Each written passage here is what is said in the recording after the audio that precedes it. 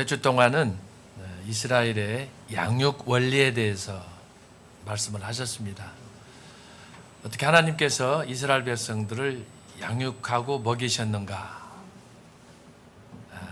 이스라엘을 통해서 오늘 신약 시대에 하나님께서 당신의 백성들을 어떻게 양육하고 또 기르시는가?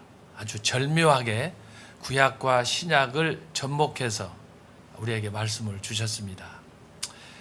양육이라고 할 때 중요한 것은 결국 우리가 매일매일 일상에서 양식과 또 양식과 더불어 필요한 물을 섭취, 이런 것들이 우리에게 공급될 때 우리가 육체적으로 성숙할 텐데, 영적으로도 이렇게 말씀을 통해서 때때로 또 교회에서 하는 여러 가지 다양한 의식들을 통해서, 특별히 성찬, 세례 포함해서 이런 의식들을 통해서 우리가 영적으로 성숙할 텐데, 지난 몇 주 동안 이스라엘의 양육 원리를 우리가 살펴보면서 정광훈 목사님의 그 성경을 보는 이분의 그 깊이와 넓이를 우리가 아주 실감할 수가 있었습니다. 그때도 말씀드렸습니다만, 감히 어느 누구도 기독교 2000년사에서 이렇게 창세기부터 계시록까지 나타난 하나님의 깊은 그 계시의 의미를 이스라엘의 양육 원리와 관련해서 이렇게 해석한 사례가 거의 없습니다. 그래서 우리가 참 은혜를 많이 받았고, 지난 몇 주 동안 교수님들을 통해서 주신 말씀으로 큰 은혜를 받았는데, 김철은 교수님께서 조금 전에 지적하셨지만 지난 4월 10일 총선과 이렇게 접목해서 우리 전 목사님께서 하나님의 역사 경영이다라는 제목으로 아주 매우 시사성 있는, 역사성 있는 그런 말씀으로 우리에게 또 말씀을 주셨습니다. 광화문에서 수많은 성도들이 모이는 가운데 또 동시에 유튜브로 이것이 방영이 됐는데, 아마 상당한 이것을 본 시청자들이, 현장에 참여한 성도들이 그런 많은 은혜를 받았을 줄로 믿고, 특별히 정광훈 목사님에 대해서 잘못 알고 있었던 그 선입관에 빠져있던 분들이 정광훈 목사님이 도대체 어떤 분이냐, 이 말씀을 부닥치고 접하면 뭔가 좀 새로워질 텐데, 그런 면에서 저는 상당한 도전이 있었을 것이다 생각을 합니다. 오늘 이 신학 토크와 관련해서 제가 여러분들에게 말씀을 드립니다. 우리가 흔히 듣는, 보고 확인도 안 해본 상태에서 정광훈 목사님에 대해서 함부로 이렇게 이야기하는 것을 좀 삼가주시고, 정말 겸손한 마음으로 광화문에서 외치는, 지난 수년 동안 정말 광화문의 선지자로 외쳤던 이분의 메시지에 여러분들이 주목한다면, 왜 하나님께서 정광훈 목사님을 이 시대에 그렇게 높이 들어 사용하시는가? 우리 한국교회를 뿐만 아니라 우리 한국 자체가 국가적인 위기에 직면한 상태에서 전 목사님을 통해서 이런 귀한 메시지를 주시는가? 여러분들이 귀를 기울이시고 특별히 주목했으면 좋겠습니다. 그래서 매우 시사적인 설교를 광화문, 우리 한국의 심장에서 정말 피를 토하는 심정으로 외쳤는데, 하나님의 역사 경영이란 뭔가? 사실 이 주제 자체도 우리가 신학을 배우고 다 공부했지만 이 주제 자체도 쉽지가 않습니다. 그냥 성경 본문 메시지에 집착할 뿐이고 그걸 통해서 설교하지, 어떻게 하나님의 역사 경영이라는 이 대주제를 가지고 성경 전체를 통찰할 수 있느냐? 제가 볼 때는 정광훈 목사님만이 할 수 있는 그런 통찰력이다, 저는 그런 생각을 하면서 특별히 오늘 신학자 토크와 더불어 말씀을 드립니다. 오늘 교수님들께서 서론적으로 각자의 관점에서 전 목사님이 주셨던 메시지를 참고로 이렇게 말씀을 주셨습니다. 정광훈 목사님께서 주셨던 말씀은 아담으로부터 쭉 전개된 어떤 면에서 인간의 파노라마 형태로 마지막 새 예루살렘 성전이 이루어지는 소위 메시아 왕국까지를 쭉 이렇게 설명해 주셨습니다.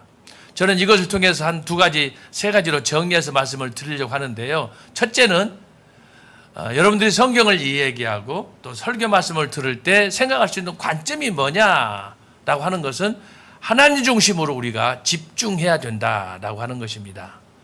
계속해서 창세기 1장 28절부터 우리 손 교수님 또 우리 변 교수님, 김철원 교수님께서 말씀하셨는데 특별히 바벨탑과 관련해서도 말씀하시고 또 아브라함을 통해서 주셨던 새로운 성 예루살렘에 대해서 하나님이 준비한 터에 대해서 말씀을 하셨고 각자 이렇게 말씀을 하셨지만 요지는 똑같습니다. 전 목사님이 주시고자 하셨던 말씀이나 우리 교수님께 주시고자 하신 말씀들이 다 공통점인데 결국은 뭐냐? 그 말씀을 통해서 왜 창조주 전능하신 하나님께서 이렇게 아담 그리고 노아, 아브라함을 통해서 이런 말씀을 계속 주시느냐? 이 말씀을 통해서 하나님의 주권적인 그분의 섭리, 창조주로서 구원자로서의 그 하나님을 우리가 깊이 인식했으면 좋겠다라고 하는 것입니다. 그래서 이 하나님을 통해서 우리가 알 것은 이 세상에 수많은 신들이 있지만 이 신들과 그리고 성경이 말하는 야훼 하나님, 다시 말하면 아브라함의 하나님, 또 다윗의 하나님, 또 엘리야의 하나님, 이 하나님이 어떤 다른 세상의 신과 어떻게 차이가 있는가 하는 것들을 우리가 말씀을 통해서 역사 경영과 관련해서 우리가 좀 더 구분점을 삼았으면 좋겠다 하는 생각입니다. 바로 그 하나님은 십계명에 나타난 대로 또 구약과 신약에서 강조한 대로 감히 어떤 신과 비교할 수 있는 하나님께서 그 모든 영광을 독점하시고자 하시는 정말 신 중의 신, 그 하나님을 여러분들이 오늘 역사 경영을 통해서 보았으면 좋겠다라고 하는 것입니다. 그래서 정말 우리가 이 하나님을 바라보면서 수많은 신들이 있지만 적어도 저와 여러분은 잘 선택했다. 이 선택은 내가 하는 것이 아니지만 정말 하나님의 은혜로 내가 정말 참된 하나님을 믿고 주로 섬기는 예수님께서도 아버지의 뜻을 위해서 모든 일생을 바치신 것처럼 저와 여러분도 이 하나님을 주목하고 이 하나님을 예배하는데 우리의 삶을 바쳤으면 좋겠다라는 생각이 듭니다. 이것이 첫 번째예요. 그래서 하나님의 역사 경영, 이 주제 자체에 하나님이 강조되었기 때문에 바로 이 하나님을 우리가 주목해서 하나님을 예배하는 신앙으로 나갔으면 좋겠다라고 하는 것입니다. 두 번째는 뭐냐? 그 하나님의 관심이 왜 이렇게 천지창조를 통해서 아담과 노아와 아브라함과 다윗을 통해서 이렇게 믿음의 족장들이 쭉 역사 속에 펼쳐지느냐? 도대체 인간이란 뭐냐? 그런 면에서 인간론에 대해서 저와 여러분이 좀 관심을 가졌으면 좋겠습니다. 전자를 하나님의 신적 존재에 대해서 창조주로서 구원자로서 생명의 주로서의 하나님을 우리가 역사 속에서 발견한다면 동시에 그 하나님이 어떻게 저와 여러분을 살피시는가 하는 그런 측면에서 우리가 나 자신을 우리 인간의 처참한 우리의 죄성을 좀 발견할 수 있는 그런 상황이 되었으면 좋겠습니다. 확연하게 구분할 수 있는 것은 무엇입니까? 하나님의 역사 경영. 하나님이 어떻게 저와 여러분을 타락하고 범죄하고 실수하고 넘어짐에도 불구하고 그분은 여전히 저와 여러분에게 우리 타락한 인류에게 이렇게 관심을 가져주시느냐. 이게 바로 아가페적인 사랑이 아니겠습니까? 하나님께서는 천사도 있지만 천사들을 물리치시고 가장 연약한 존재인 정말 파스칼이 이야기한 것처럼 흔들리는 갈대, 상한 갈대 같은 이런 연약한 존재임에도 불구하고 하나님께서는 저와 여러분을 선택해서 역사를 경영하신다. 이게 기독교 성경이 주는 비밀 중에 비밀이에요. 저는 자주 그런 생각을 합니다. 자주라고 했지만 매 순간이 그렇습니다. 하나님께서는 왜 이 땅에 이 세상에 수많은 사람들이 있지만 나 같은 사람을 부르셨나? 도대체 나란 존재는 그분 앞에서 어떤 존재이냐? 감사밖에 없어요. 정말 100번이고 1000번이고 감사할 조건밖에 없어요. 내가 나를 잘 알기 때문에 그렇습니다. 부족하지만 그래서 가만히 말씀을 읽고 묵상하는 가운데서도 정말 사도 바울이 고백했던 그 고백처럼 나는 날마다 죽는다. 하나님의 은혜를 체험하고 하나님의 소명에 감사하고 하는 마음이 부족한 저에게도 있다 보니까 제 마음속에서도 그렇게 늘 감사와 기쁨이, 찬양이 절로 나오는 것을 경험하게 됩니다. 그래서 하나님의 역사 경영을 통해서 제가 여러분들에게 드리고 싶은 오늘 첫 시간 인트로덕션에서의 메시지는 뭐냐? 하나님은 저와 같이, 여러분과 같이 연약한 존재임에도 불구하고 다만 주 예수를 믿는다라는 그 믿음의 고백 때문에 세상의 지혜로운 자들을 물리치시고 권력 있는 사람들도 물리치시고 세상의 가장 미련한 자들을 택해서 당신의 종을 삼으시고 저와 여러분을 통해서 역사를 경영하신다. 여러분 감동이 오지 않습니까? 정말 할렐루야입니다. 자, 그래서 오늘 두 가지를 제가 여러분들에게 말씀을 드립니다. 하나님의 역사 경영을 통해서 바라볼 수 있는 것은 정말 창조주 무한한 능력의 그 하나님, 끝까지 저를 버리지 않고 여러분들을 사랑하시는 그 하나님, 동시에 그 사랑 안에서 오늘 또 살아가고 있는 저와 여러분의 실존, 이 모습을 좀 깊이 보면서 부족하지만 아브라함과 노아와 또 아브라함과 이삭과 야곱과 오늘 말씀표에 나타났던 소위 인간 역사의 파노라마 쭉 전개되지 않았습니까? 그걸 통해서 오늘 시대 하나님이 저와 여러분에게 원하시는 것이 뭔가, 그래서 감사하고 기뻐하는 그런 마음으로 살았으면 좋겠다 하는 생각이 듭니다. 우리 성경 한번 찾아보겠습니다. 시편 8편 3절로 9절입니다. 시편 8편 3절로 9절입니다. 여기 보면 그 하나님의 그 주권적인 능력, 창조주로서의 그 모습이 나타나 있고 동시에 그의 형상을 따라서 지은 바 된 인간의 모습이 여기 기록이 되어 있는데 도대체 하나님이 왜 나 같은 사람을 사랑하시느냐, 그에 대한 신앙 고백이 여기 고백이 기록되었습니다. 자, 보겠습니다. 자, 주의 손가락으로 만드신 주의 하늘과 주의 베풀어 두신 달과 별들을 내가 보니, 이게 하나님이 경영하시는 천상 우주의 고백 아니겠습니까? 그런데 4절에 보면 사람이 무엇이간데 주께서 저를 권고하시나이까, 저를 천사보다 조금 못하게 하시고 영화와 존귀로 관을 씌우셨나이다. 주의 손으로 만드신 것을 다스리게 하시고 만물을 그 발 아래 두셨으니. 자, 오늘 하나님의 역사 경영은 바로 이 시편 8편에 저는 압축되었다고 봅니다.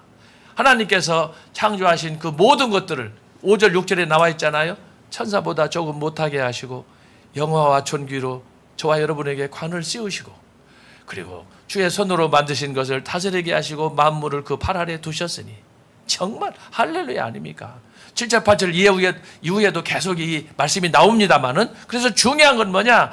하나님을 하나님 되게 하는 거, 그리고 인간을 인간 되게 하는 거, 거기에 바로 하나님을 향한 영광과 존귀와 세세토록 그분을 향한 감사가 우리의 입술로부터 나와야 될 것이고, 동시에 그 은혜와 안에서 살아가는 저와 여러분에게는 늘 겸손한 자세로 여기 말씀한 것처럼 하나님께서 모든 권한을 저와 여러분에게 주셨기 때문에 천사도 흠모할 그 권세, 영광을 우리에게 주셨지 않습니까? 그러므로 늘 겸손한 자세로 감사하고, 그리하여 정말 하나님께서 나를 통해서 당신의 뜻을 이루신다.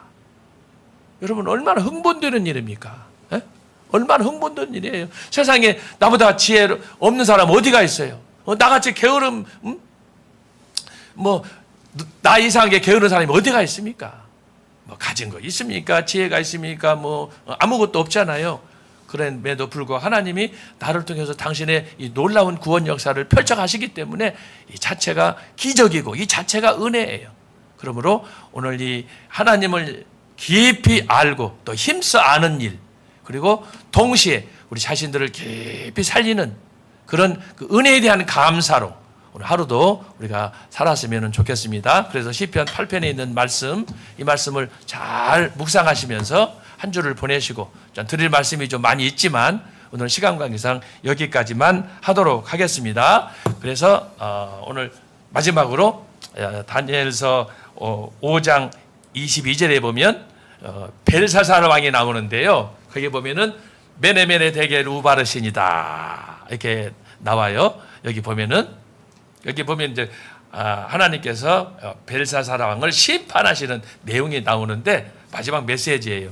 메네메네 대겔 우바르신, 저울에다가 벨사살 왕을 이렇게 다뤄봤더니 함량이 못 미쳤어요. 여러분, 오늘 이 말씀 메네멘의 대계를 우바르신 하나님이 보셨을 때 내 신앙이, 나의 믿음이 하나님 앞에 함량이 부족하지 않나, 함량이 부족하지 않도록, 벨사살 왕처럼 버림받지 않도록 항상 말씀의 저울에 우리 자신들을 달아보면서 하나님을 기쁘시게, 부족하지만 나의 삶은 하나님께 헌신하는 그런 하나님의 자녀들 되시기를 주님의 이름으로 축원합니다. 아멘.